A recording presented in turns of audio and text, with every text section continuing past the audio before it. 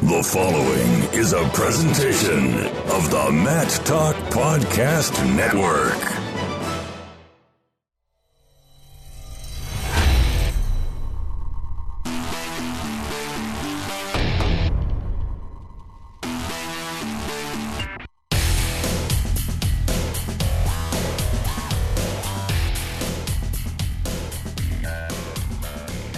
Come one, come all, wrestling fans. It's that time again.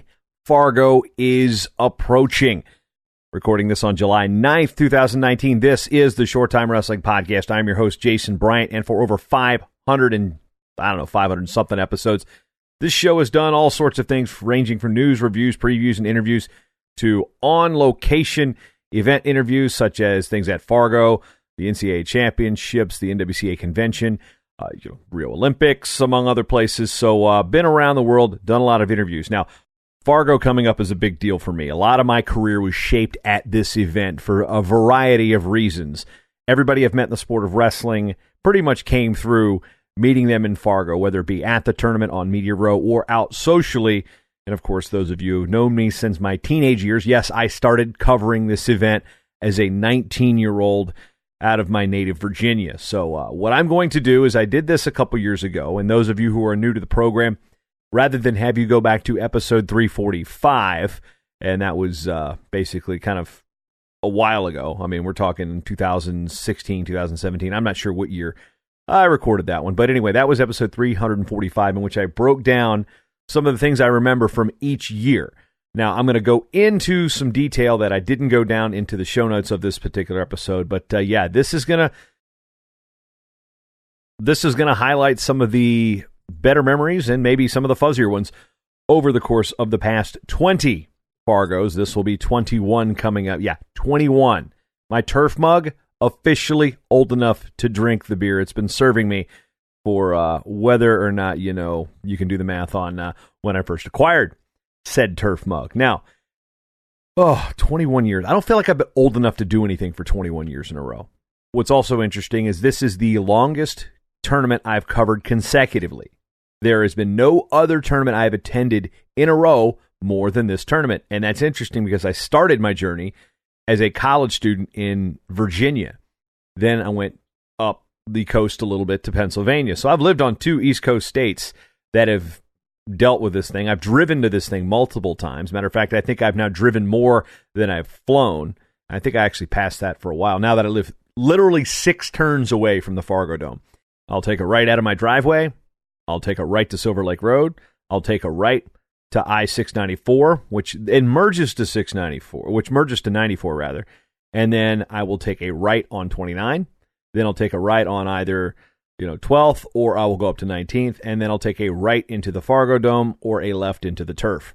Yeah, that's typically how I describe it. 6 turns. Now it's over about 180 miles, but it's a lot shorter than it used to be when I drove from Virginia or Pennsylvania to Fargo. So let's go back in time. And before I go back in time, I want to thank Rodney Williams. He's back on the team. And if you want to be a team member here and you like the stuff that I do at the Matt Talk Podcast Network, go to matttalkonline.com/join the team. You can contribute monthly. You can also do a one-time donation. Patreon is our monthly patronage. You get all sorts of things, including if you are a certain donor of a certain level monthly, you will get the updates annually to the Fargo Almanac. And if you do not know what that is and you are curious about what that is every single All-American ever from the Cadet and Junior Nationals. I'm still going to call it Cadet and Junior Nationals until I get this whole Junior U16, U17 thing figured out. So, since the tournament started in 1971, those age groups, juniors, cadets, U17s, whatever you want to call them, everything in one digital document, $20, buy it once, you own it for life. Free updates for life. FargoAlmanac.com. That's how you get that. Now, if you're a patron or a team member, you get that as part of your perks, depending on which level you hit. So, are we ready? As I'm going to take a giant deep breath. This is going to be some bad podcasting here. Actually, I probably shouldn't say that because I might scare you away if this is your first episode. This is the first time you've listened to this. This is atypical of how this show runs. So, as I'm going to take a big drink of water, clear my throat. How now, Brown Cow? I've taken the drink of water and on a roll. So, the year was 1999. I was working at a Kentucky Fried Chicken in the Grafton section of Yorktown, Virginia. I got a call from Mike Newman. He goes, Twink, Gary Alpine. You know what? That's not going to work. He goes, hey, Gary Alcon can't make it. You want to go to Fargo? And at this time, I'm probably a year and a half, almost 2 years into starting Matt Talk Online, which was a Virginia wrestling website. Didn't do a whole lot with the freestyling Greco, but I'd met Mike Newbern the year before. He was the state chair for the Virginia AAU, which had held the Junior Olympics in Chesapeake the previous year. So that was really one of my first understandings with freestyle. So anyway, Newbern goes, we got an extra ticket. You want to go? I'm working at a KFC, okay? This is the time that I took off from the newspaper. Took off about 8 months from the newspaper, and then I eventually went back. But anyway, that was the call that kind of changed everything. So next thing you know, I'm in the car to Richmond. You know, at 19, it's not like I'm just doing things on my own. So my mom drops me off, and then, let's see, I don't even know where it was. Maybe it was Charlottesville. No, it was definitely Richmond. Flew out of Richmond. And stayed in Reed Johnson Hall, which didn't have air conditioning. So here are some things about the wrestling that I remember. Dun, dun, dun, dun, on a roll. Christian Smith of Team Virginia made the cadet freestyle finals at 83.5 pounds. He ended up being a 3-time state champion at Western Branch High School, was an NCAA qualifier at Duke and at Liberty during his time. He took down Troy Nickerson back in 2007 to open the NCAA tournament. If you might remember, Troy Nickerson trailing against a guy from Liberty. There was no Buffalo Wild Wings. There was a Bison Turf, and there was a mug I may or may not have been old enough to acquire, or I may or may not have been from Alabama, or named Kevin. Regardless, I shared a dial-up line with Sarah Koenig from ncmat.com. You know her now as one of the tournament directors from the Super 32. Rob Sherrill vouched for me for a media credential, and thankfully for that, I had met him at the Virginia Duels while I was still in high school. So right now I show up, don't even know how to get a credential at this particular place, but I'm good to go here. This is 1999. I don't really remember much about the competitors since I was still pretty new to the national scene. We'd had the Dream Team Classic in Virginia that year, so I paid attention to guys like Foley Dowd, Jason Powell, Clark Forward. Two of the Team USA guys from that year, Damian Hahn and Jason Potter. Oh, they met in the finals. Moving forward, in the year 2000, this thing was a game changer. The Buffalo Wild Wings opened across the street from the Dome. So did the Taco Bell, which reopened after it was closed the year before for renovations. Harry Lester beat Mark Jane in one of the biggest bludgeonings you'd ever seen. It was a 3, a 5, and a 3 back when they were scoring moves with 3. That was at 132 pounds. Jane was the returning junior champion. Lester was the cadet champion. That was an absolute just butt whipping. Virginia had 2 cadet champions, Christian Staler and Albert Childress. You know, almost at bookends. Staler was a little guy. Childress was a big gun. That was back when they had the weight class at 242. He ended up being a 4-time high school state champion from Grundy. A kid named Tyler Safratowicz of Minnesota won at 83.5 pounds, did a backflip, and then he started eating. Yes, that Tyler Safratowicz. Mary Kelly went 2-2 in cadet freestyle, and Micah Amrozowitz of Virginia, who is now the head coach at the Newport News Apprentice School, had to come back to beat her 8-7. Moving to 2001, year 3, I started doing freelance work for themat.com and wrote features on the Dibburn triplets, Mary Kelly wrestling against the boys at the junior level, a cerebral palsy kid named J.C. McMaster, which I will always remember this guy. His email address was something like Pimp Limpin or something like that. Seriously, it would be offensive if I said that on my own. No, that was his email. Jeff Courtney was a deaf All-American from West Virginia, and Travis freaking Lee. Okay, that was the oddities, so to speak. I had the girl, the triplets, the deaf guy, the kid with cerebral palsy, and the Hawaiian who laid, literally, pun intended, Greco gold on Hawaii. That win by Travis Lee stopped Nick Simmons from becoming just the second junior freestyle wrestler to win 4 junior titles. I really stumbled over that line. The only other guy to win 4 junior freestyle national titles, Alan Freed. 2002, year number 4.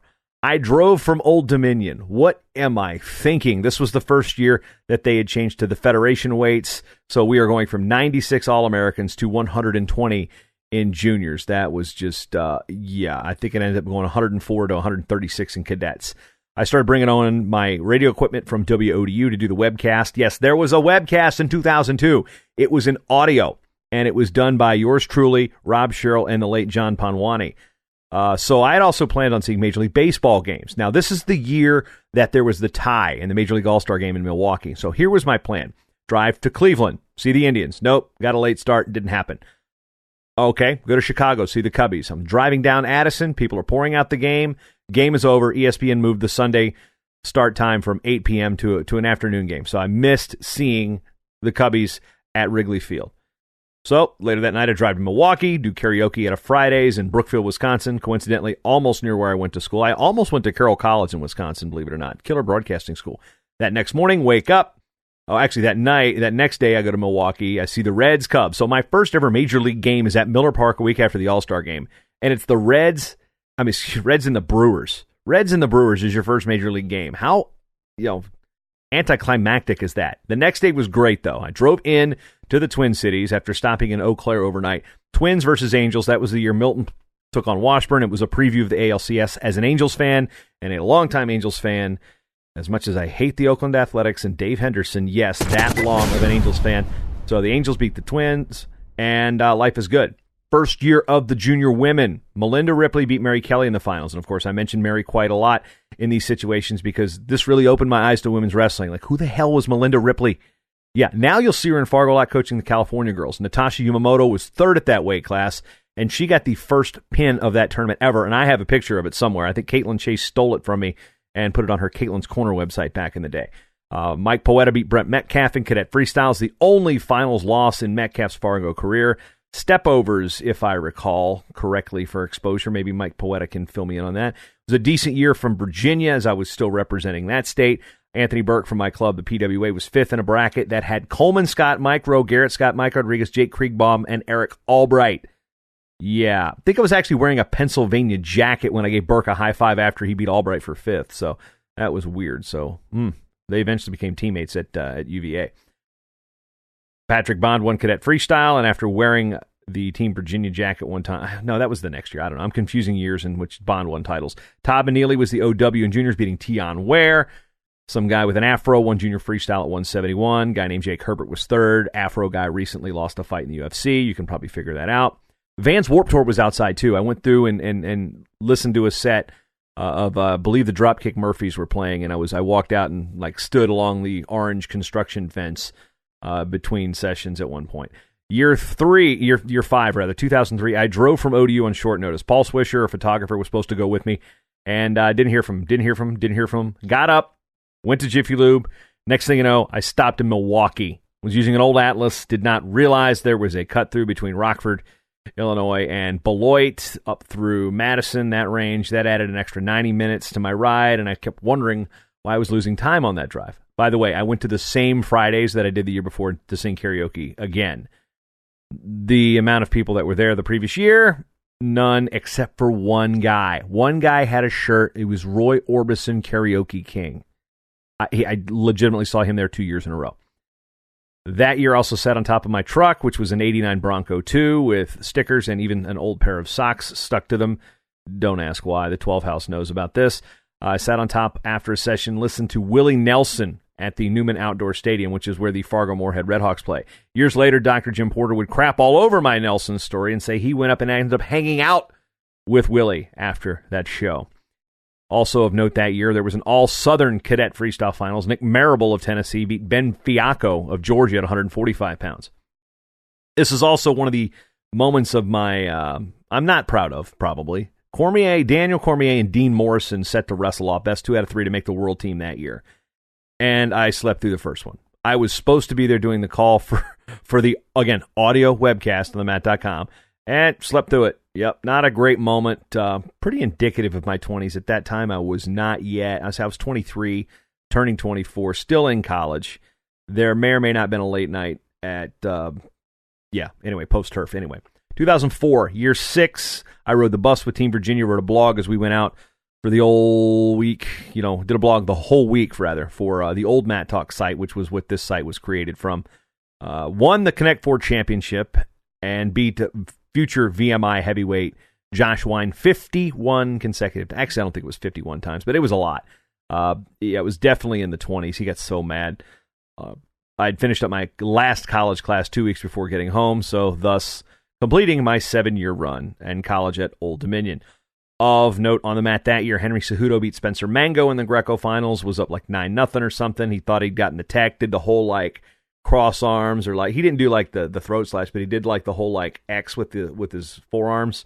And then Mango bombed him for 3, which probably should have been 5, but that was then before Cejudo finished at 13-3.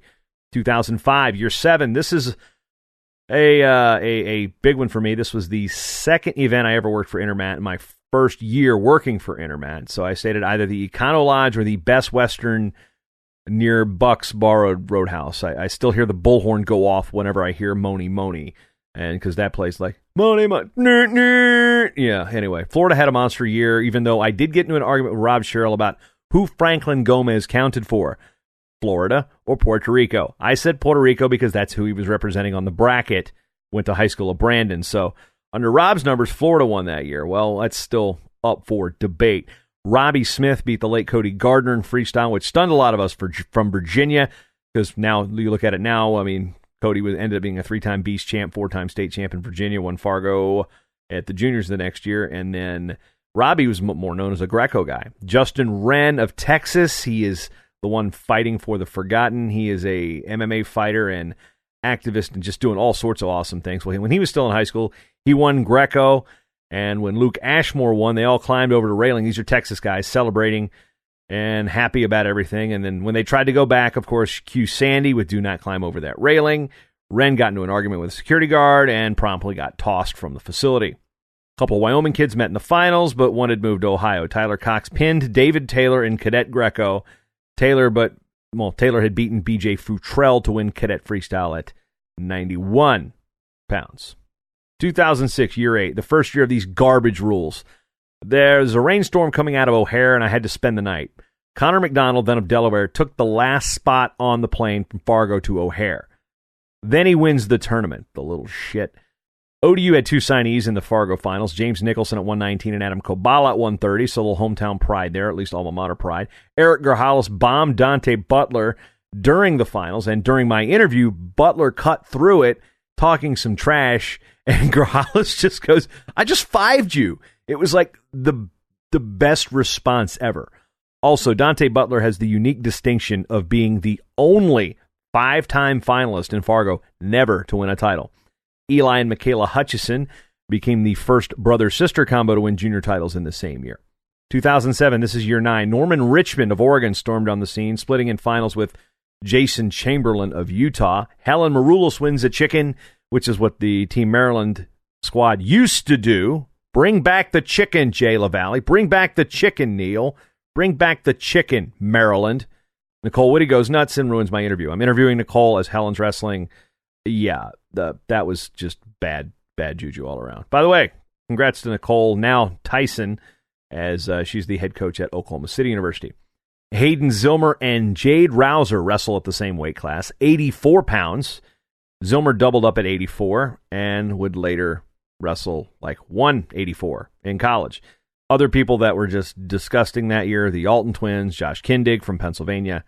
Yeah, straight nasty. 2008, woof, things are getting kind of crazy here. It's my last year at Intermat, so I drove straight through from Pennsylvania, Minnesota, stopped in St. Cloud for about 2 hours, and I missed the first session. This is the first time I had actually missed a session legitimately for something other than, well, you can figure that out.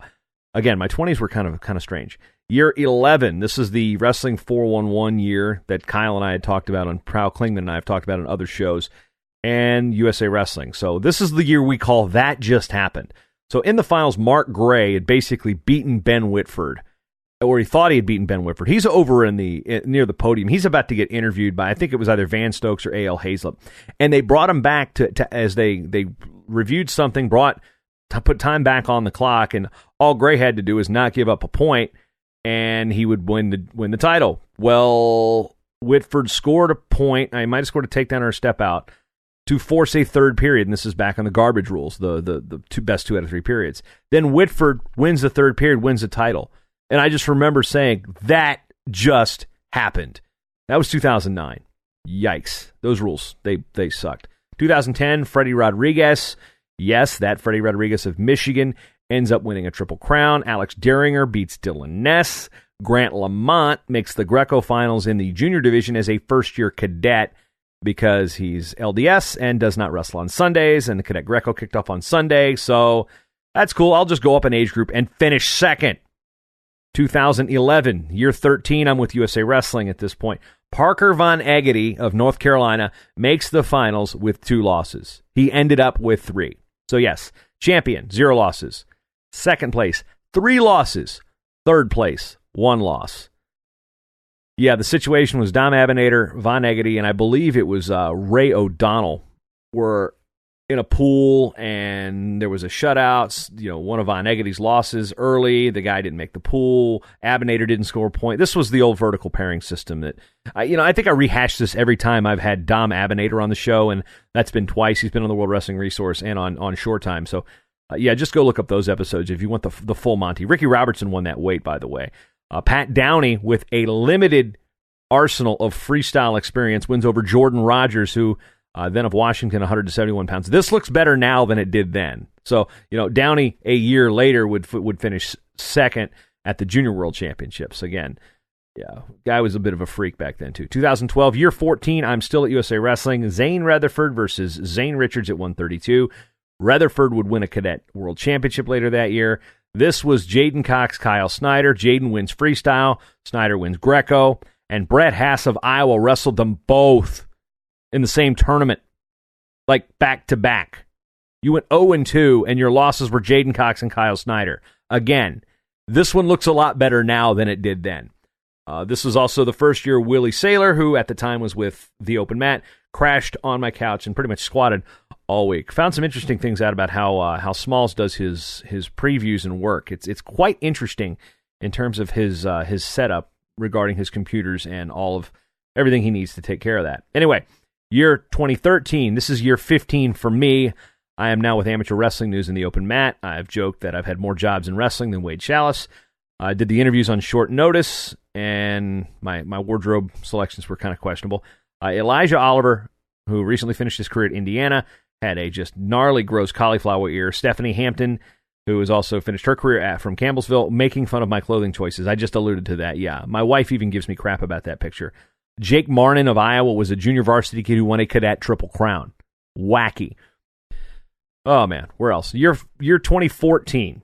This is 5 years ago. So year 16, I'm with Matt Talk. I'm back on my own, doing my thing. Colton Williams from Texas had the throw of the decade against Wilson Smith of North Carolina. That was also the year Johnny Blankenship and Trey Meyer went through my table, and through me, as a matter of fact, and Richard Immel making his iconic call, No Short Time podcast tonight. My equipment, my microphones ended up all over the mat, much to the delight of Immel and Mark Bader, who were on the call on the stream. 2015, year 17, obviously from here on out, I'm Matt Talk to the bone. How good these cadet champs were, Gable Steveson, Moshe Schwartz, RBY, Nick Ramo, Jacob Warner, yeah, Travis Whitlake, Shoes, beastly. Interviewed the mayor of Fargo for the Short Time Wrestling podcast. Yeah, he totally lied to me about there not being any construction around town. 2016, year 18, the turf burned down. That's all you need to know. 2017, year 19, of course, so with Matt Talk, Alabama Sam Latona won the state's first ever junior freestyle national championship, and the soon-to-be Virginia Tech signee claimed gold at 106. 2 months before they would win Cadet World Championships, Will LeWan and Aaron Brooks won Fargo titles. There was no turf. It was still not repaired. So Herd and Horns was the replacement venue for Mug Night, and there weren't nearly as many shenanigans there simply because it was cleaner, neater, and had a lot better food. This show will be doing collaborative efforts with Earl and Willie and other people from Herd and Horns all week in Fargo. So, yeah, if you're in Fargo, come and check us out at Herd and Horns. That's on the south end of campus on 12th Avenue. Now, where was I at? Yes, 2018. Year 20, last year. The turf reopened. There was again cornhole being played, much to Team Maryland's delight. Willie, Andrew Spay, and myself championed the first ever wrestling trivia night. Spay dropped some quality knowledge and, helped us win the thing. I did pretty well. Basically, me and Spay carried the team. Willie answered one question, and then paraded around like he was the freaking MVP. Entries here this year, 4,999, just one below the elusive 5,000. Carson Manville represented Pennsylvania, however that worked. Won double cadet titles. Jacason Burks was mighty impressive, winning Nebraska's first cadet freestyle title since Thomas Gilman represented the state in 2010. I say represented the state. It's widely known he's from Iowa, went to high school in Nebraska, actually did represent Nebraska in 2010. There was a super beastly crop of champions on the junior freestyle side of things, too, with pretty much everyone being a hammer. This was also the year last year I introduced Earl Smith of the Open Mat to Fargo. Ashley Sword showed me that I could get free nachos with the Buffalo Wild Wings app, and I was also interviewed by Wayne Fish. That's all we're going to say about that. Zach Elam, a couple months later, generally thought I was mad at Wayne Fish. We'll leave that up to the eye of the beholder. I also discovered that Labby's, the pub right around on the strip mall, across from, let's see, I guess probably if you're looking at the B-dubs to the left of the dome, they have Castle Cream Ale on draft. That's out of Two Harbors, Minnesota, and it is phenomenal. Yeah, I discovered that the last night I was there last year. So, 2019, this is year 21. 21. The mug turns 21. The bartenders at the Turf are tired of hearing that story. Everybody here is tired of hearing that story. So what's going to happen this year? I don't know. Well, we're definitely going to do podcasts from Herd and Horns. I get there first thing Saturday morning. I'm driving in because, again, it's 6 turns. But there are so many other things I need to add because I'm not quite sure when they actually happen. So, oh boy, some of the most memorable things that I can't quite put a date on. The 2019 version, the first year that a whole session was canceled because they couldn't get the first electronic bracketing set. This is way before track. This is way before Flow Arena. Yeah, blew out a whole session. Yeah, that was a very, very dark time. North Dakota went from last call at 1 a.m. to 1 a.m. to 2 a.m. Yeah, that run for a lot of people from Fargo at 12:45 to Moorhead, probably not the safest thing to do. There was also the night that I beat Kendall Cross in foosball and Greg Jones in darts at the same night. The aforementioned Mike Newbern driving us to Bucks, which is a country bar, and bumping a redneck's truck. And I say that because I are a redneck. I can say that. Bumping a redneck truck in the lot of a country bar. Then we later determined it wasn't much of a country bar. So the first time I go into the Bison Turf and ask them, what are your specials tonight? And they're like, 250 tall domestics. That's a pretty good deal. I go, all right, I'll have a Rolling Rock. That's not domestic. Pennsylvania? That's a premium beer. Hell, that's a premium beer. Especially now, since Anheuser-Busch bought it, and it's just been crap ever since. So, rest in peace, good Rolling Rock. Other things that are still questionable or unconfirmed reports. There was the Flow intern who was not old enough to drink, causing everybody to have to sit away from the bar area. And then there was another Flow intern who got his ID taken from an establishment, and that establishment was promptly burned to the ground. We are not sure if either of those two things are connected. There was a time also at the Turf I was drinking dirty martinis and playing Silver Strike bowling with the late Jeff Blatnick. I learned so much about that guy that night. It was probably one of the best conversations about wrestling and life in Fargo. A lot of people don't know Jeff trained in Fargo for a very long time before the 80 and 84 games. I mean, he was out there working with Brad Rangens and all these Minnesota Storm guys out that trained out in Fargo. Ted Witulski, who at the time worked at USA Wrestling, standing next to me. I don't even know what year. It's 2002 maybe. And it's like, yeah, we would like to hire you if you could finally get him to graduate. That's a true statement. Bucky Maughan, the great longtime North Dakota State wrestling coach. I go, hey, coach. And pardon me here, I've got to get his gruffness down. So he's there with, I think it's his wife and his son Jack, who was then a coach at Northern Colorado, his other son Brett, who was his assistant. And it was like, hey, coach, what you drinking there? And I'm from the East Coast. I don't know what Grain Belt Premium is. He goes, Grain Belt Premium. That'll put hair on your balls. I'm like, you said this right in front of your wife, dude. I don't know. I mean, there's certain things I don't say in front of my wife. I'm definitely not going to say that. But, hey, it's Bucky. He is the unofficial mayor of Fargo. There's the real story about why I missed the Cormier Morrison wrestle-off. I'll tell you that, not for public, in case this is the first time listening to this show and you're wondering what the heck I'm ranting and rambling on about. During those times, we had to make the runs to Moorhead, Minnesota, to get the extra hour in. There was karaoke at Chumley's. And one time I sang Chocolate Salty Balls in front of a packed room, and Brian Keck could not contain his laughter. That is quite an interesting thing. I mentioned the dwarf wrestling. I don't want to call it the M word. Actually, I didn't even mention that. That was actually in an edited part. So dwarf wrestling at Coaches, or little people wrestling. Again, you can't say the M word anymore. I think even Big Brother bleeped that out last season. There was the time their coach from Delaware was eating glass and chewing it up. And this is no BS. And a matter of fact, 2 years ago, I think, when I was inquiring on a Reddit thread about the turf and when it would be rebuilt, there was somebody who told this story and about a guy from the wrestling tournament eating glass. And I replied on the Reddit thread, I was like, no, I was there. And he's like, he wants to like call BS on this. I was like, no, it's like the house, like a couple on the other side of the street, about 3 or 4 down from the turf. I even mentioned a couple of the locals' names that were there, and they're like, yep, you were definitely there, because I identified so many things. That's scary that was like, I don't even know when that was. But that story, people in Fargo know about that coach eating glass. Crazy. There was also the time in, it's not just Flow interns I'm going to bash on here. Not bashing, but we're having some fun with them. There was the unnamed USA Wrestling intern thinking it was a good idea to go up to his high school coach at a Perkins at 4 a.m. Let me tell you, son, when you see your high school coach anywhere outside of a tournament, that's usually okay.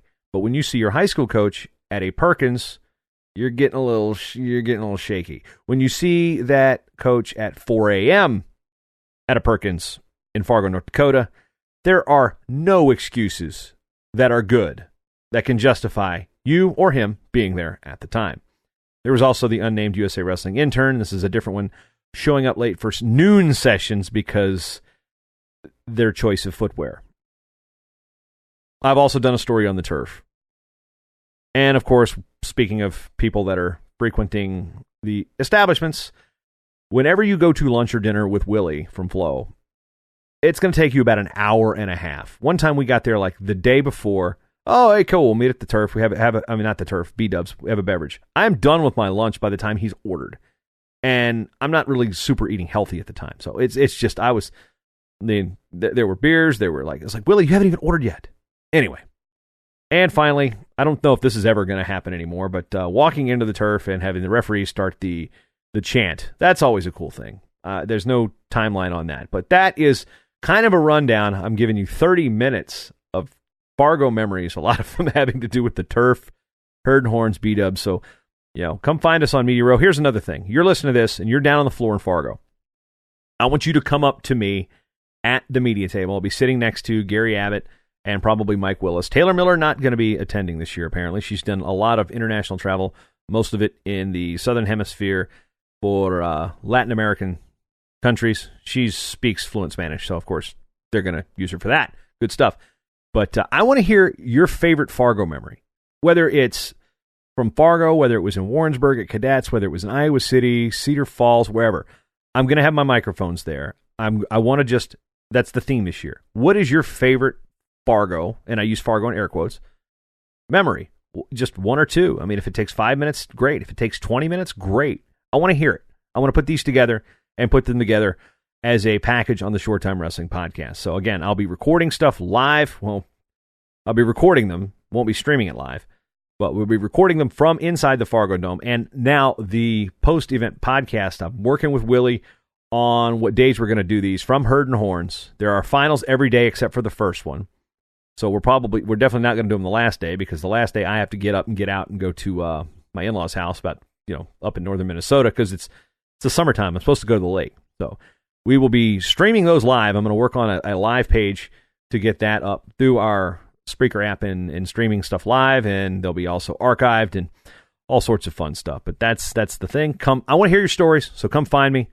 Hit me on Twitter. We'll find something out, rather. So thank you for listening to this lengthy diatribe about the experience that is Fargo. We'll have an episode with Steve Saxland from Herd and Horns on the Guillotine Grapevine show here in the week to give you some updates on what's going on there. But as always, I'd like to thank you for spending your time with me, because you've always got time for Short Time.